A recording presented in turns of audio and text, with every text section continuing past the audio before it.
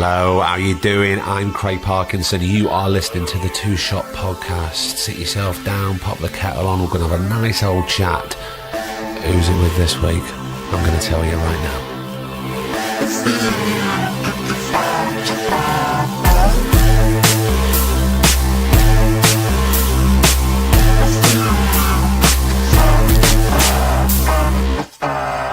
How the devil are you? It's Thursday, it's the podcast. I'm here, you're here, and Tom Bennett is here. The wonderful Tom Bennett. More of that in a sec. How are you? How has your week been? Mine has been eventful. The other day I was shoveling a load of food into my stupid face because I was starving and I was rushing. I bit my bloody tongue at the side, and I tell you, it really hurts. So if you're wondering why Craig sounded a little bit odd this week, it's because I keep having to swallow, because talking is hard when you've got like a bit of a broken tongue. I feel like I broke my tongue. You can't break your tongue, can you? Anyway, that's what it feels like, but I'm sure it's going to get better. Of course it is. Tom Bennett this week. Now look, you're going to know Tom from all sorts of stuff. He did a brilliant show on Channel 4 called Phone Shop. He was in the David Brent movie. He was in Love and Friendship. He's done work with Christopher Guest. And more importantly, he's a really nice guy. Honestly, I'm not joking. You know when people say, oh no, he's a lovely geezer. Oh no, she's really lovely. There is no side to Tom. Tom is the genuine article. He's a really lovely guy. Can you hear me swallowing? It's my bloody tongue. Look, thanks so much for joining us and subscribing, and let's get down to it. This is episode 48 with the genuinely wonderful Mr. Tom Bennett. Enjoy, and I shall see you at the end.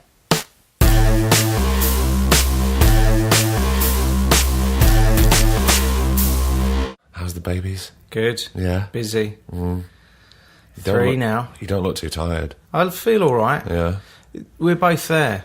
So we're both able to... I'm able to take the troublesome ones off Becky's hands. So she can focus on the little one. Yeah, if she's feeling it. Yeah. So yeah, we both pull in the same direction, and it makes it a bit easier. And I haven't had much work on, which is it sort of... I have to look at it as a good thing, because it means I've been there for the first, 2-3 months. Which is a really important time. Yeah, and actually it's worked out that I have been largely unemployed for the first 2 or 3 months of all my children's lives. So it's obviously, it's meant to be. It's meant to happen that way. Long may it continue for the 4th and the 5th children. 3. We're done. 3's a good number. 3's a great number. We're done. I was in Croydon a few weeks ago. Doing? Yeah. Yeah. Tell me about Croydon. I love Croydon. I mean, I'm allowed to both love Croydon and take the piss out of Croydon, because I'm from Croydon. It's a shithole, but it's my shithole. Yeah. Yeah. I grew up in Croydon.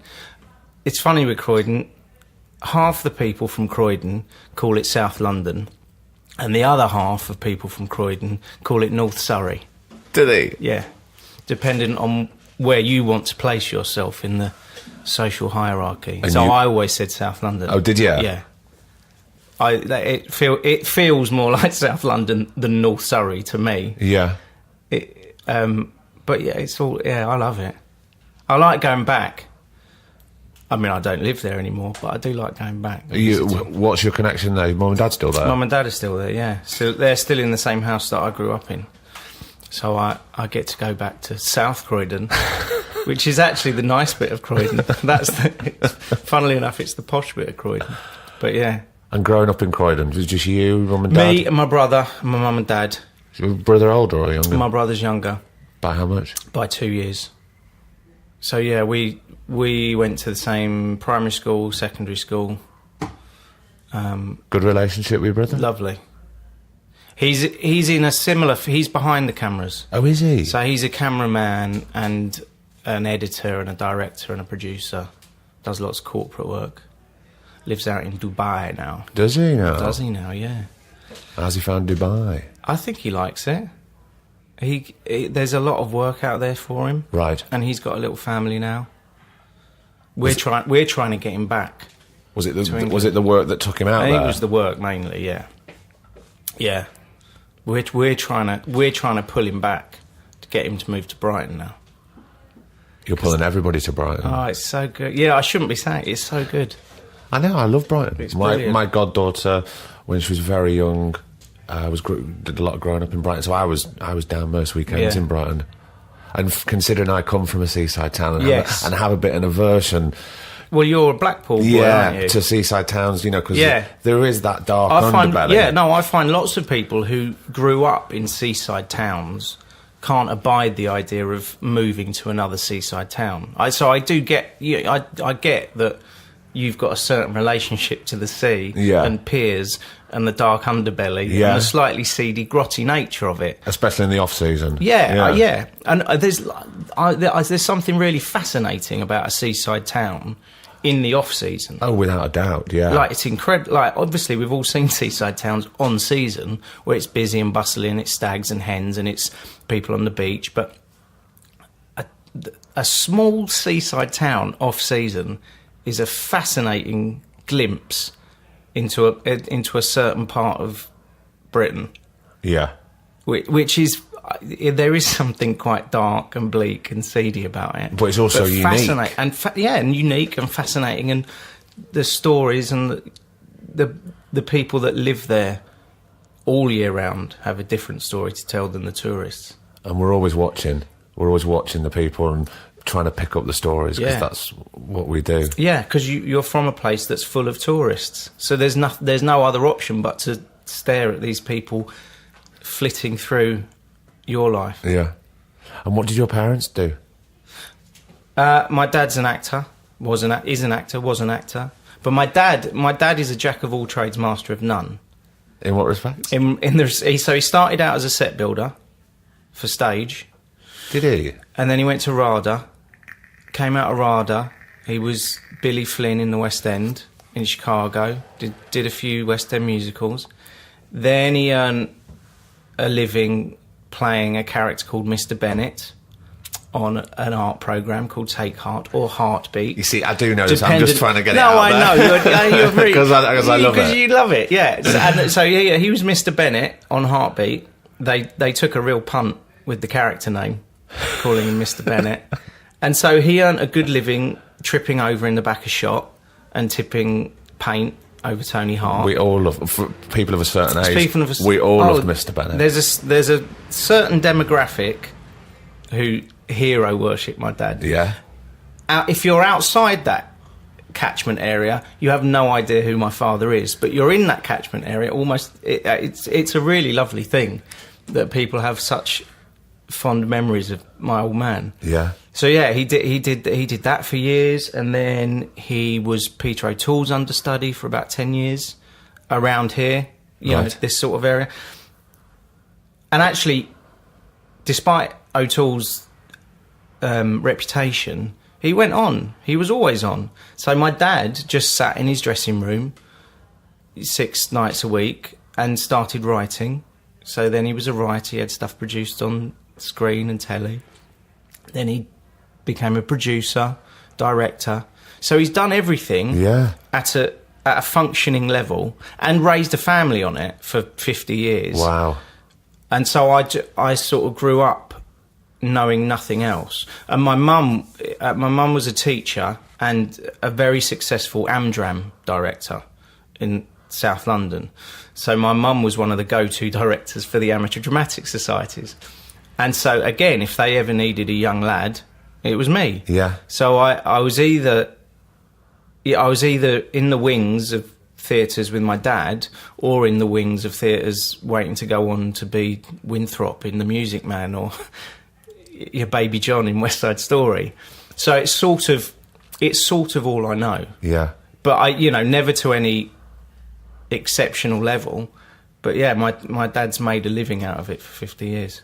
And to a certain type of person, he's a bit of a legend. But to make a living for that long a time, people are struggling to even get jobs. You and I know how tough this industry is. Yeah. And it is tough. And so, yeah, to draw a line in the sand and say, I I raised a family doing these things in this industry, different aspects of it and different points of the star. But yeah, I'm very proud of him. You should be. I think it's absolutely incredible. Yeah.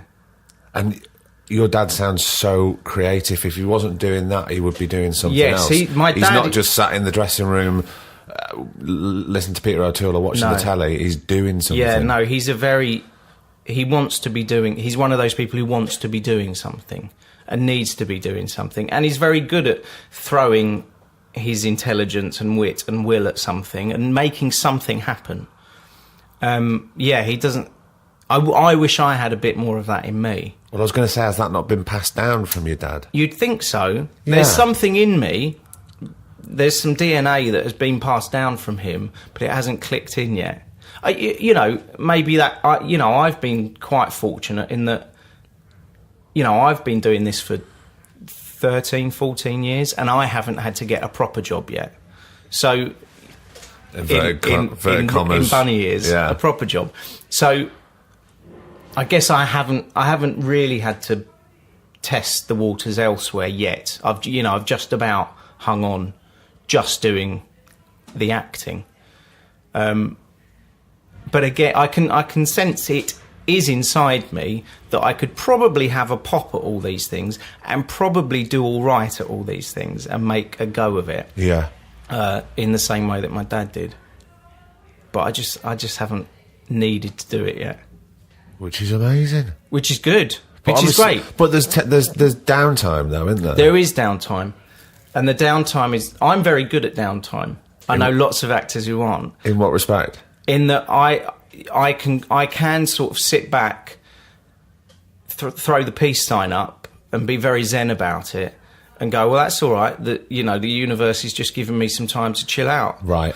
Or in my case, look after 3 children. Exactly, you've got other priorities. There's other things. There are other things going on than work to me now. Yeah. 7 years ago, the career is all encompassing. The moment you have children, the work becomes less important and more important at the same time. Because you need to be a provider, but you also need to look after. Yeah. This mob. Yeah, you need to provide for this set of people. And the way to provide is to go and do the work. Do the pretending for a living. So, I'm quite good at balancing those two things and going, okay, this is... as I said, through no judgment, but I have usually been relatively unemployed during the first 2 months of each of my children's lives. And no one will ever be able to take that away from me.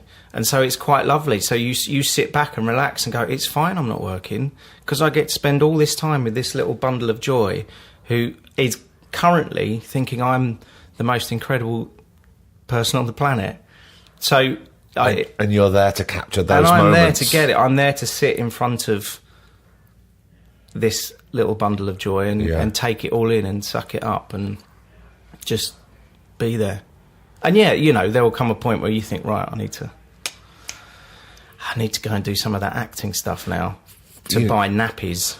But also sometimes for your own sanity. Yes. And for your own creativity. Because, even though you say a lot of that, even though your dad was extraordinarily creative when he wasn't doing one thing, he was doing the other, you still have an output. Yeah. And you still need to do... There is a need to do something. There is a need to do something. It's just... I'm quite fortunate, and it takes longer for me to need to do that than most other actors. So it doesn't drive me quite as insane as I think it does other actors. I think that's healthy. It means it's another reason, on top of my heritage, my mum and dad doing it, it's another thing that goes, I was meant to do this as a living. I was meant to do this as a job because there is something in my temperament that suits it. Yeah. The throwing your hands up in the air and going, okay, well, let's see where the chips land.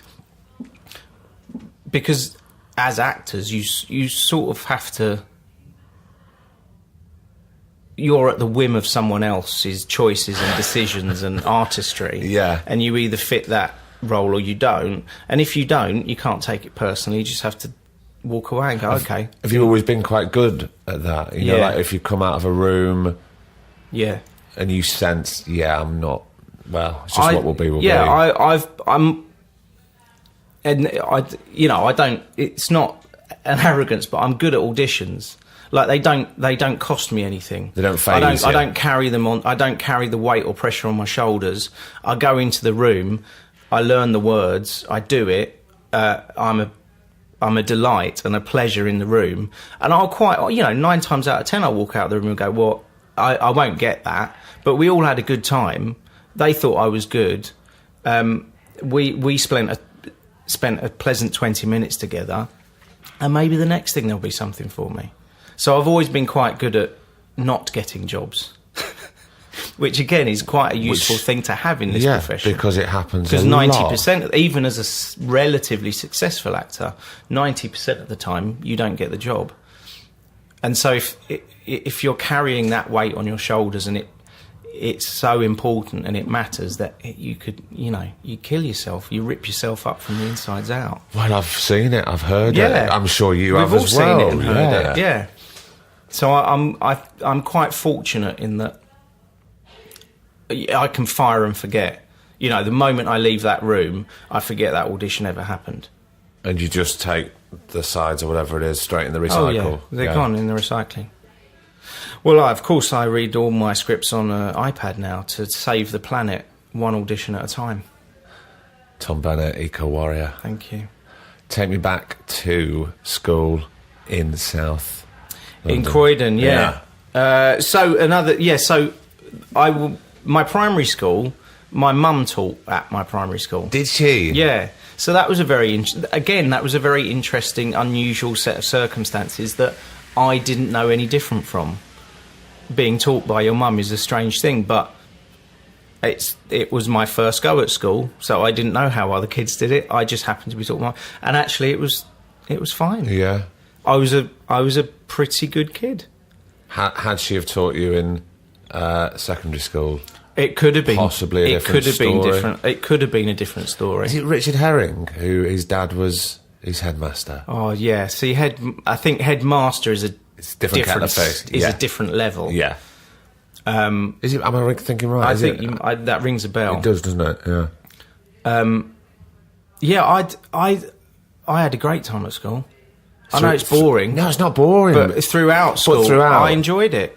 It's the same. It's the same thing. I just sort of enjoyed it, and went, "This is fine. I've got no."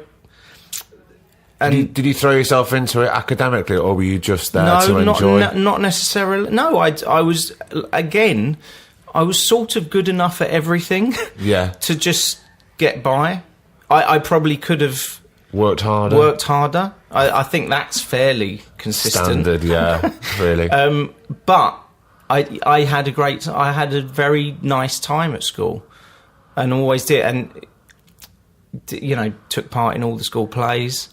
I didn't take part so much in the sporting world. I wasn't naturally suited for it. No. But again, I worked that out I worked that out about 10. I went, I don't think I was meant to play football. Yeah, I worked that out before then. Yeah. It's all right. I don't mind. That's not mine. I can be mates with the footballers. That's fine, but I don't need to do it.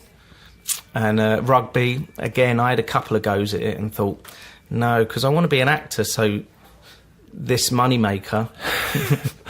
Tom circles hand with face. Yeah, circles very average face with hand. But I didn't want to mess that up. And do you have drama on the curriculum? Yeah, drama. So of course, and you're having the amateur stuff outside with your mum. So I had loads of amateur stuff externally and stuff with my dad. But yeah, I took part at school as well. It was one of those things where I took part in the first primary school production and got a good role and did pretty well. The audience seemed to enjoy it, and I went, "Oh, that was fun, wasn't it? That was good. I liked that." Was it the laughs, Tom? There was a degree of the laughs, yeah. It is addictive. Yeah. It's a very lovely thing to get laughs, and it's quite a powerful thing. And the laughs were certainly came quite early and became quite important to you. To me, yeah. I enjoyed the laughs because once you're constantly learning how to control, you're almost like a conductor. You're a conductor. You get a sense of you can read a room. You get a temp. You have an internal gauge. Your timing is it's not like you're honing it. There is no choice but for it to wash over you and go into you, and you just inherit these things. Yeah. But the laughs are important. And then you do your next play, and that goes well, and everyone seems to like it. Then you do the next one, and you're still doing the next one, and the next one, and the next one, and still enjoying it. Why not carry on? Which was kind of what I did. Knowing wholeheartedly it was not an easy profession to go. Knowing more than anyone else that it wasn't easy. Did your dad ever sit you down and even though you probably knew that it wasn't going to be an easy ride, did he ever sit you down and go, look, I'm fully supportive, but look, watch out for these pitfalls? I knew inherently, and he didn't really, again, it's that birds and the bees chat, he didn't really sit me down and have that conversation, but I knew it inherently, and he was supportive while saying, some years we get to go to Disneyland, other years we have to eat jacket potatoes every day for a year. That is the life of an actor. Yeah. And you're either all right with that or you're not. And if you're not all right with that, think about doing something else where you get paid monthly. And you do your 9 to 5. And you do your 9 to 5. And you know how much money you're going to earn. So, I was very, very fortunate in that I had this I knew what was behind the curtain. Yeah. Before I knew there was a curtain. Yeah. And I didn't have to learn it the hard way when I came out of drama school. Like, it didn't have to kick me in the arse once I got out. I knew it was going to be tough. But, as I say, whilst I was still able to do it, and I was still enjoying it, and it was still flowing, why not? Yeah. Because I suppose at the end of the day, if you're happy, then you're going to throw yourself into your work and you're going to do a good job. What's wrong with being happy? No matter how. That's the thing. That's the only thing, isn't it? Why would you want to do anything else? But because so many people do, don't they? Yeah. And we're very fortunate. Yeah. And it is a very I like being happy, and I like doing something I love. Yeah, it's shit being sad. It's horrible. It's really hard work. I wouldn't wish that on anyone. No. And I'm very lucky. I get to do something. I get paid to do something, sometimes well, sometimes not, to do something that was a hobby to me for most of my life. Like, I chose to do it for free because I loved it. Yeah. Now I get paid to do it. It's funny when you think about that and you go, God, we all used to do this for free. I know. And we loved it. And wait a minute, look at him over there moaning. What happened about this? When the money entered into it, people started getting upset. He's getting paid. How much is he getting? Him? He still doesn't know the lines. Oh, but they've got him back, haven't they? And he's turned up like that. Good God. Have you seen what he's wearing? So after secondary school, did you have a plan? Yes and no. I had the plan at 10 was to be an actor.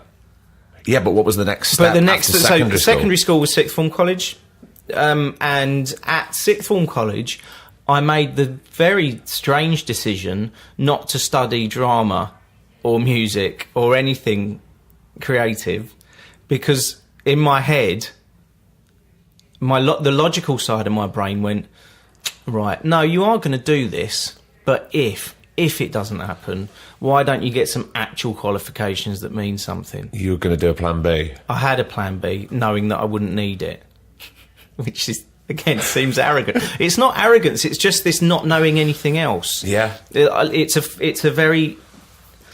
The sands are always shifting, but also there's a certain sense of stability from not knowing. In a way, that's quite a mature thing to do. Strangely mature at that age, because I didn't overly think it. I just went, oh no, I won't do drama because I want to do drama. I'll do drama properly at drama school. So actually, while I'm here, still at school, I'll just do some more subjects. While still taking part in all the shows. So the drama, I think lots of the drama students hated me because I wasn't studying it, but I was still getting the leads. You could still dip your toe in that while spinning that other plate over there. I'd just like turn up and audition and get like pretty good roles, even though I wasn't taking the course. So I think that it might well have rubbed people up the wrong way, but so be it. So what? That's the industry. Yeah. You're either good enough to do it or you're not. So yeah, I got some normal qualifications that I've never needed, and then they're there in the bottom drawer. They're done. Some A levels. I don't know what they're written anymore. Prove it. Yeah, I did it. Tell me I haven't got them, because I can't find them to prove I have. And then my dad gave me very good advice. He was on the RADA panel at the time, so he would audition people occasionally, and he said, don't go straight to drama school, take a couple of years out, get a proper job, see what the real world is like, get the life experience in bunny ears, yeah, put a bit of cash behind you because you'll need that. Yeah. And so I didn't rush straight into drama school. I took 2 years out. I sold leather furniture for a year in Croydon, on Purley Way, at World of Leather before it went bankrupt. It went into liquidation. Still waiting for any money I'm due. So I sold leather furniture for a year, and I worked at a corporate entertainment agency for a year, just as a general office dog's body. Yeah. All the while knowing that I was going to go to drama school. So what were you now, 21? So when I went to drama school, I was 21. I started drama school at 21. Yeah. 2021. Where did you go? I went to Guildford. I auditioned, like, this is so typical of my life. I auditioned for RADA and Guildford because they were the two places my dad talked about, because he taught at both of them. Right. And not wishing to make life difficult for myself, I went, oh, I've heard of both of them. I'll go for them. I didn't get into RADA. They apparently told my dad I was too young, which is fine, because I got into Guildford. And again, had 3 of the best years of my life. Just loving it. And I met my wife. Oh, you met her at drama school? So it was met again. I'm happy to throw my hands in the air and go, what will be, because it seems to have, touch wood, worked out so far. Is your mum and dad, is your mum and dad quite like that? Look. Yes, it's in the lap of the gods. My family have always thrown our hands in the air and said, what will be. If it's meant to be, it will be. Because my mum and dad, I had a big sister, and she died when she was 5 or 6, and I was 1. Right.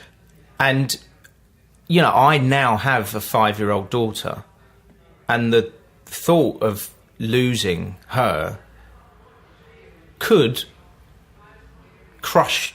And so my mum and dad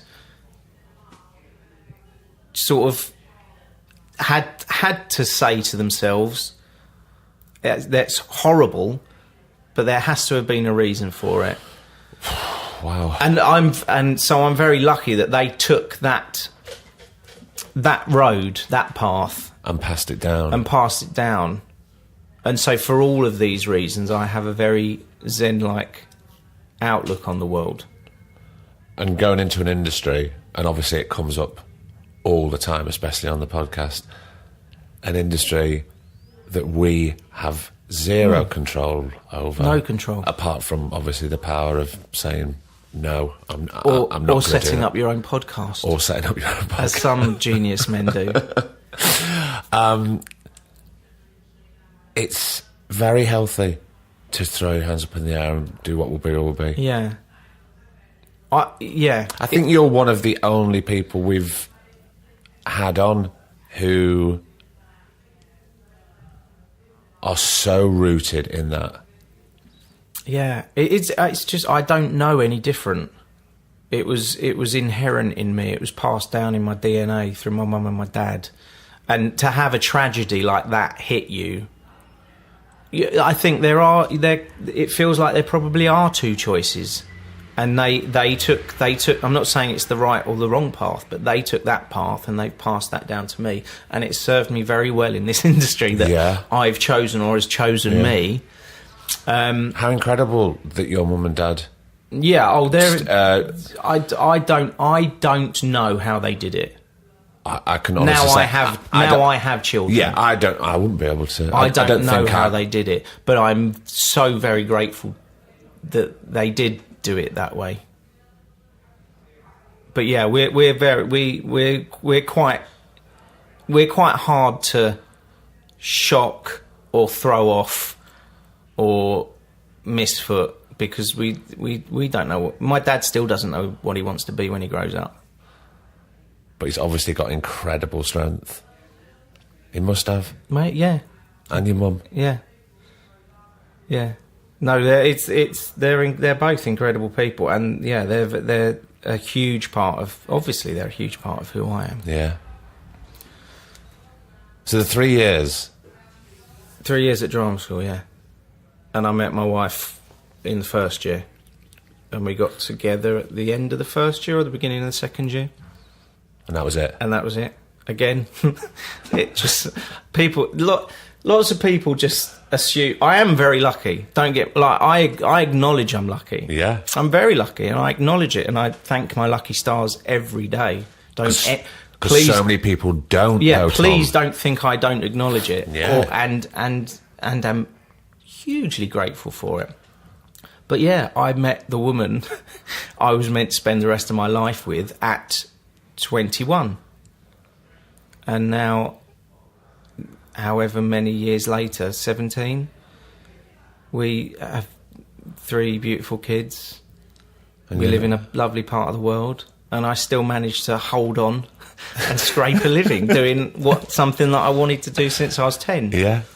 So it's yeah. And was it a quite a steady 3 years, or were there any sort of rocky times? Because you know, they're not designed, but sometimes they do want to try and they want to test you and test. I think I've heard absolute horror stories about other drama schools that I think are probably much more hardcore than Guildford, because Guildford by and large is a tits and teeth musical theatre. You know, it's better known for its musical theatre graduates than its acting graduates. I think it's me and Beppe from EastEnders and Gabby Roslin. So, you know, that's my alumni.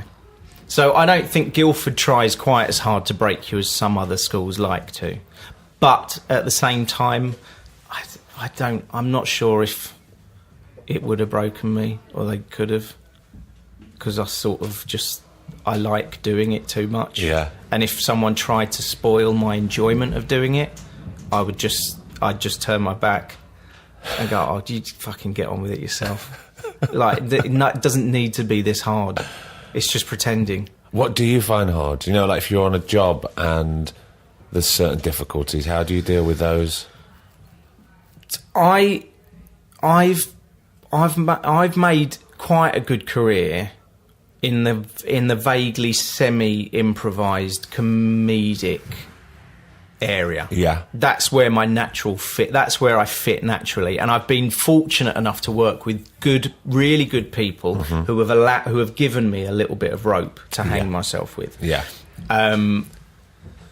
What I struggle with is when I get onto a job and I do the first words of that first scene, and then the continuity person comes over and said, "Oh, it's actually they are, not there."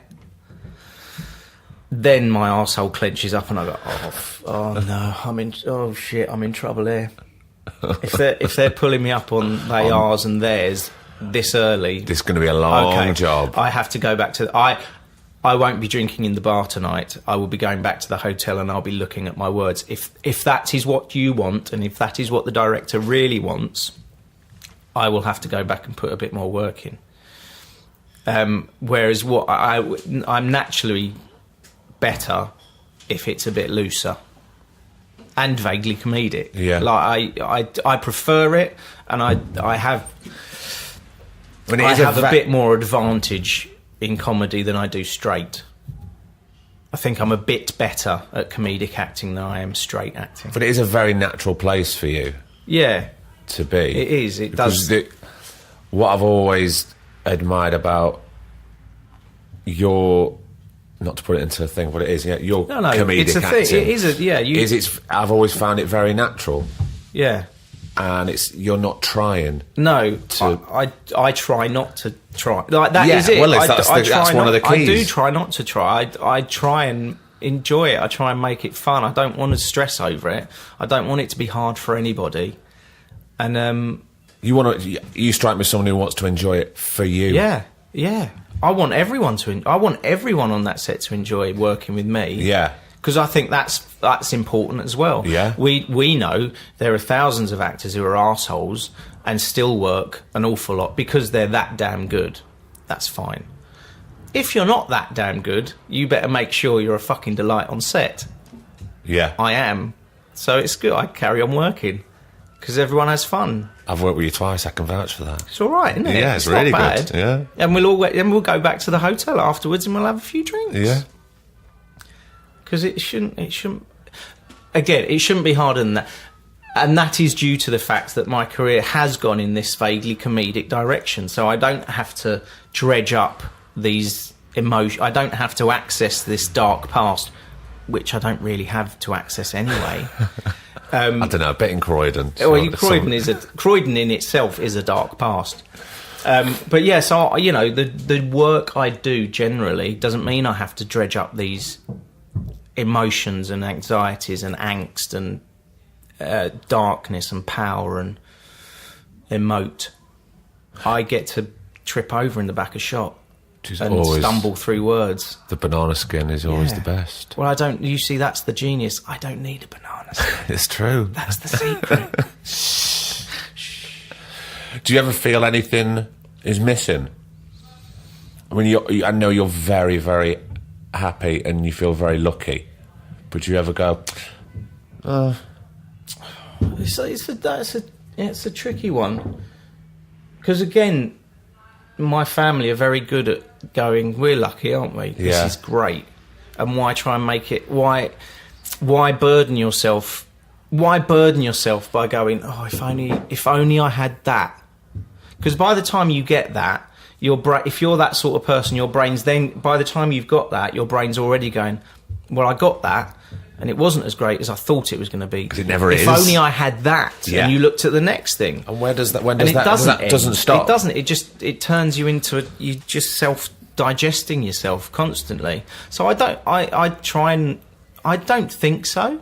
I'd like to work more. Because I love working, not through any seeking of fame or fortune, or lack of anything. Yeah, the fame and the fortune bit has never been. Has always been a side, a byproduct of the work. Yeah, but you can never go into it with that. If you ever go into it in that mindset, and things like that do worry me nowadays because of. I mean, look, we're in a golden age of television. Yeah. You know, the scripts that are coming, the actors, the directors, the producers are some of the best it can possibly be. Mm-hmm. But on the flip side, we've got a lot of horrible reality programs that, look, there's a time and a place for all that. Well, I nothing for me, but I worry for the younger generation. I do. I worry for my children. Warhol said we'll all get our 5 minutes of fame, which is fine, but it does feel like we're in an age where literally everyone has been, like, almost anyone you see on a TV program now, a reality TV program, has been on another reality TV program, and now they're famous because they were on 3 reality TV programs, and I don't know. We're from a different age. We're older men. We do sound old, don't we? We do sound old. That's because we are. We are old. I'm all right. I'm happy with that. Again, I'm all right with that. Yes, I do worry. I worry because I remember that I remember, they used to ask schoolgirls what they wanted to be when they grow up, and there was a period where they aspired to be a wag, and I thought that was very sad. But now it's not even aspiring to be a thing, it's just they want to be famous. Which I find... And then you say, well, what do you want, what would you like to be famous for? I don't care, I just want to be famous. It's like, you have no idea. I find that not only sad, but quite worrying. Really worrying. Why do you just want to... And it's because they see them falling out of the right clubs, in the right clothes, getting out of the right car with the right... short skirt on, with the right thing on your arm. And yeah. You get to go to all the nightclubs for free, and you get paid to go on holiday because your Instagram account warrants enough hits for you to get paid to show what makeup you've put on today. I don't know what it means, and it doesn't mean anything. No, and I'm not a father who can tell my children what a proper job is. No. Because they haven't got a clue what a proper job is, because their mum and dad are both freelancers. So we're there quite a lot, or I'm not there for a long time. But they don't really understand what a proper 9-to-5 job is. But that's all right, because they understand, and they certainly will understand about what you do, and you're creative. And you know what? I might have been away for a few weeks then, but now I'm around for 2 months. So I was always there as a dad. Which is exactly the trade-off, that's a nice trade-off. It is a really nice trade-off. And if I'm lucky enough, to work in the States for 2 months, that 2 months working in the States is paying for the 6 months. Means I can come home and be unemployed for 6 months if I want to be. Yeah. And live by the beach and take my children to the beach and have picnics and barbecues and lead a very nice lifestyle. Not, we're not rich, but we live a very nice lifestyle because we don't splash our money. When I'm lucky enough to earn money, I use it sensibly. I save it or I invest it, and I'm not silly with it. I don't know how long I've owned these jeans and these trainers I've got on and these crappy sunglasses, but I don't really have to buy stuff all the time. That's not needed. More important stuff going on. Well, in your case, a lot of nappies at the moment. Nappies, mainly nappies. Which are very expensive. Really expensive. Size 2s and 5 pluses at the moment are what I'm getting through at a rate of knots. But again, I like changing nappies. Because I know lots of dads who will never get to change nappies. Because they're not there. And that makes me sad. And so I have no problem being... My wife doesn't like poo. That's fine. I'm all right with it. Yeah. So I'll change the nappies.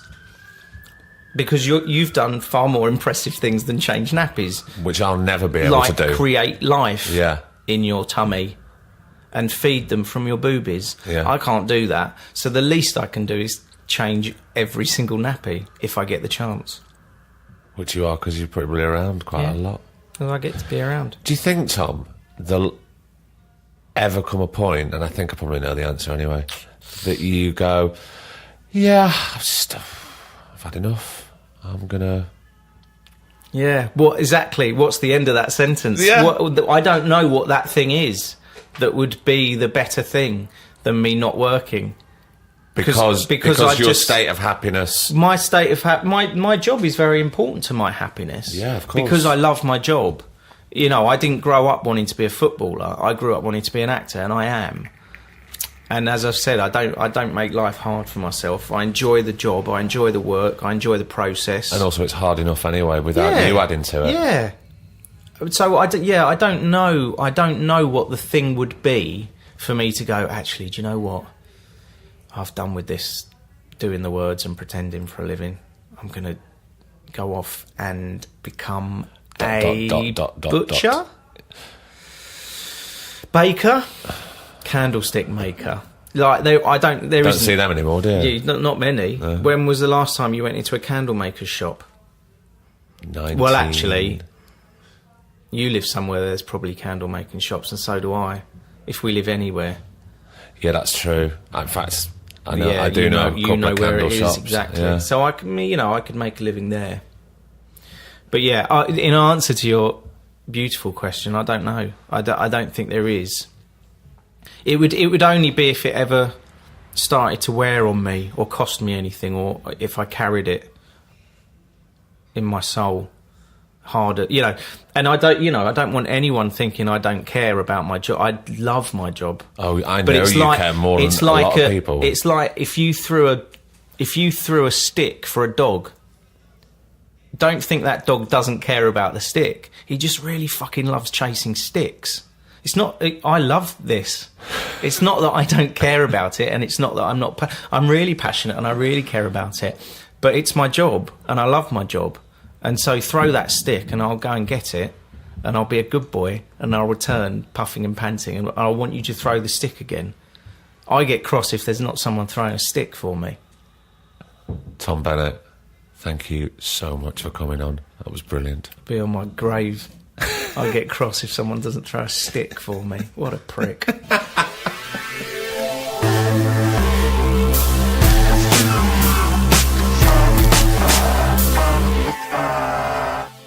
What did I say? I told you, didn't I? I said Tom is the real deal. What a lovely, lovely fella. And Tom, if you're listening, thanks so much for taking time to come on the podcast, come into Soho and have a cup of tea and a natter.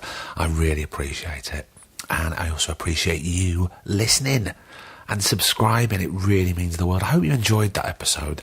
I hope it put a spring in your step for this Thursday, or whenever you listen, because that is the brilliant thing about podcasts. You pick them up whenever you like. And right now, if you've just joined us, there is 48 episodes for you to go back and listen to whenever you like. So, my tongue, I tell you, it's ridiculous. What next? Next week is episode 49, and we are joined by the infectious Mr. Jimmy Akambola. I think you're going to love it. So until next week, thanks for joining us. I've been Craig Parkinson. He's been producer Griff, and this has been the Two Shot Podcast. Take care of yourself. See ya. The Two Shot Podcast is presented by me, Craig Parkinson, recorded and produced by Thomas Griffin for Splicing Block. Our brilliant music, is courtesy of Then Thickens. Cheers.